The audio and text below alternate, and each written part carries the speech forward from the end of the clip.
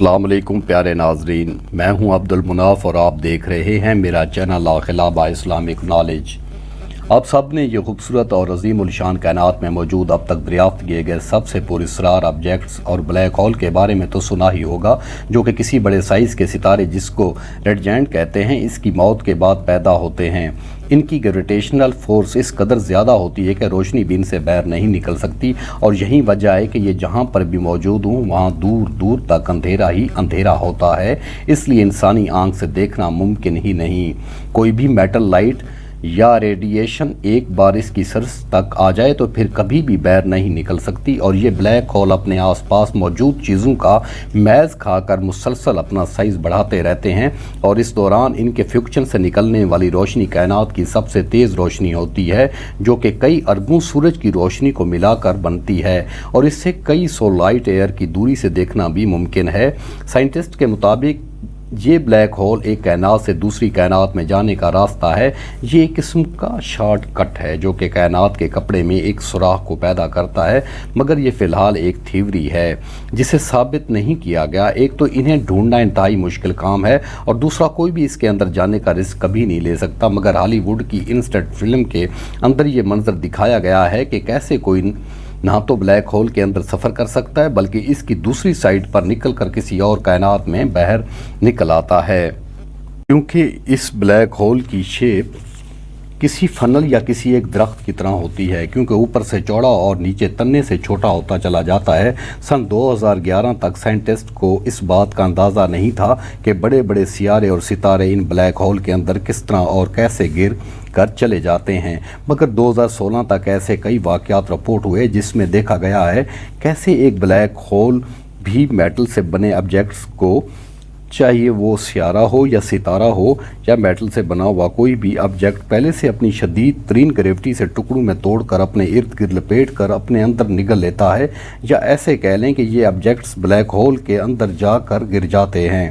سن 1916 میں پہلی بار البرٹ آئن سٹائن نے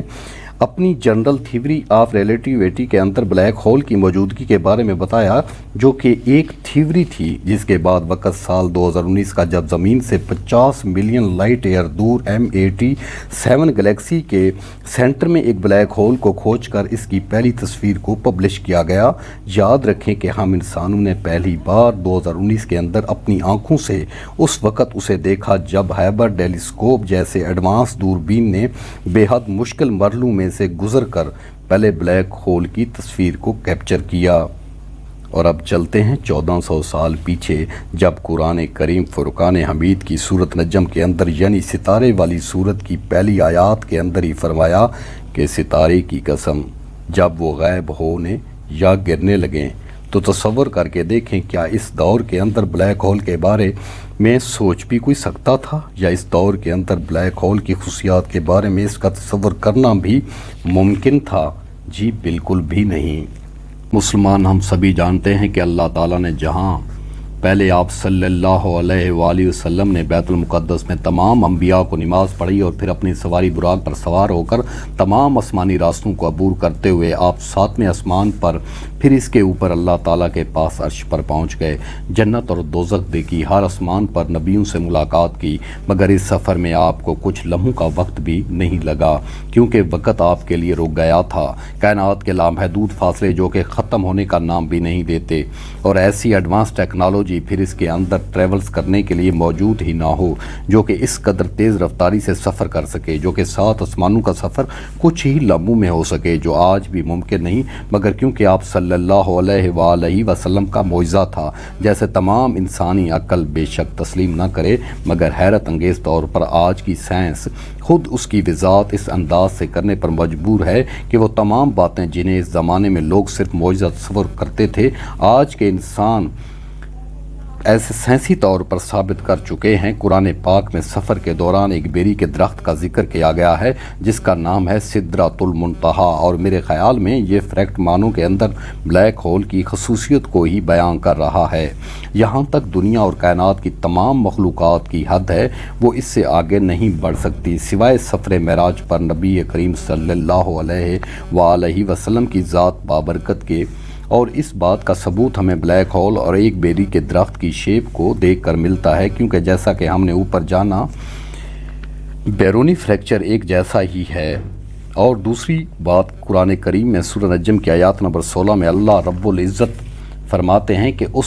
درخت پر اندھیرا چھایا تھا، یعنی بالکل اندھیرے سے کور تھا۔ بہت زیادہ حیران کن محسوس نہیں ہوتی، کیونکہ اس سے اسپیس کو دیکھ کے اندازہ ہوتا ہے کہ یہاں پر اندھیرا ہی اندھیرا ہوگا، مگر سوچیں اگر اللہ تعالیٰ کی ذات اس بارے میں خاص طور پر ذکر کر رہی ہے تو ذرا سوچیں کہ اس میں یقیناً کوئی نہ کوئی خاص بات تو ضرور ہوگی، کیونکہ اسپیس میں کئی جگہیں ایک دوسرے سے بڑھ کر سیاہ ترین ہیں،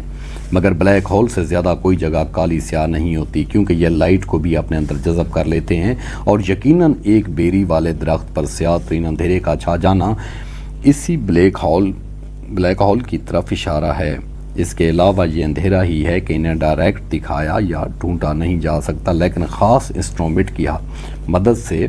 سائنٹسٹ نے ستاروں کے جب اس کی گریوٹی کی وجہ سے تبدیلی کو دیکھا تو سمجھ گئے کہ اس کے پاس کوئی بلیک ہول موجود ہے۔ اس کے علاوہ دوسری وجہ جو کہ انہیں دیکھنے میں رکاوٹ ہے، اس کا نام گریویٹیشنل لینزنگ۔ جب بھی ہم آسمان کے اندر کسی آبجیکٹ کو دیکھنے کی کوشش کریں، اس کے درمیان میں بلیک ہول موجود ہو تو ہم اسے نہیں دیکھ سکتے، کیونکہ یہ بلیک ہول اپنے آس پاس گریوٹی کی وجہ سے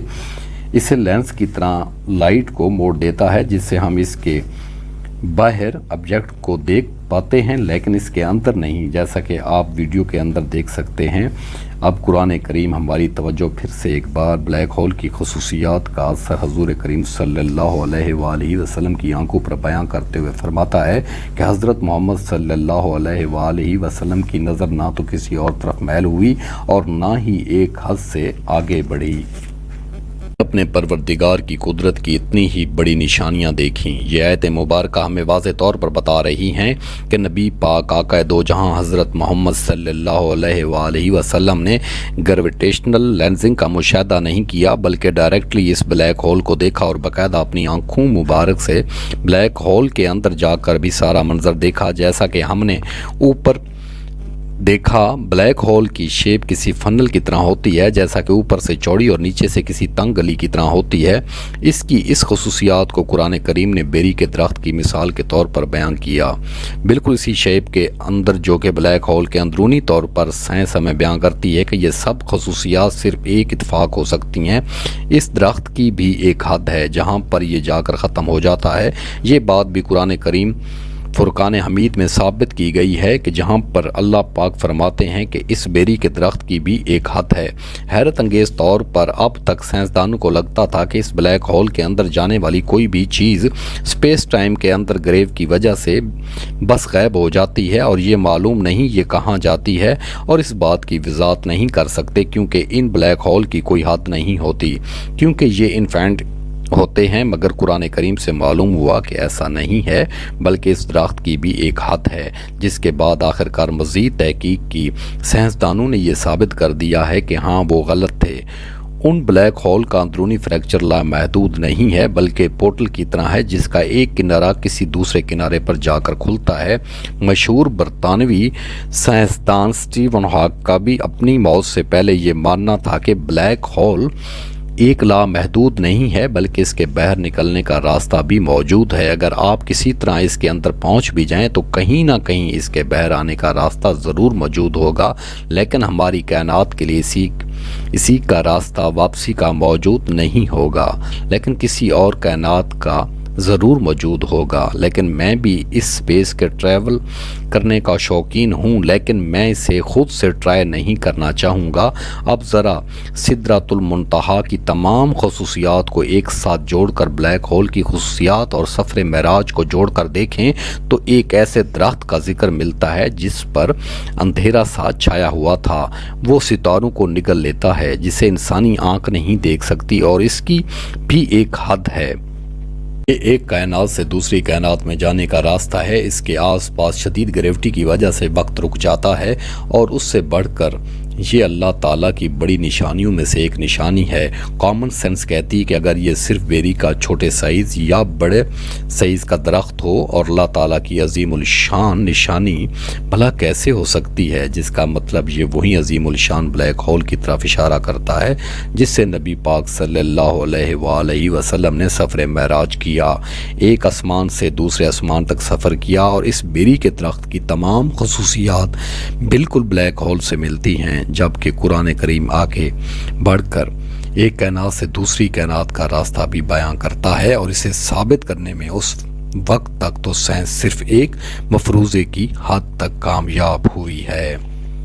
لیکن یہ صرف کچھ ہی وقت کی بات ہے جب یہ بات بھی ثابت ہو جائے گی اور بتائے گی کہ قرآن پاک اور اس کے اتارنے والی اللہ کی ذات حق اور سچ ہے، اور آج کی سائنس جن واقعات کو معجزہ بتاتی ہے وہ قرآن کی صفحات پر آج سے 1400 سال پہلے موجود ہے، ہمیں بس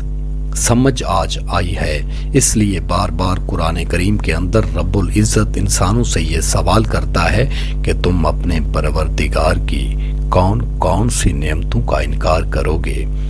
رب کریم ہمیں قرآن پاک کو پڑھنے کی اور صحیح معنوں میں سمجھنے کی توفیق عطا فرمائے،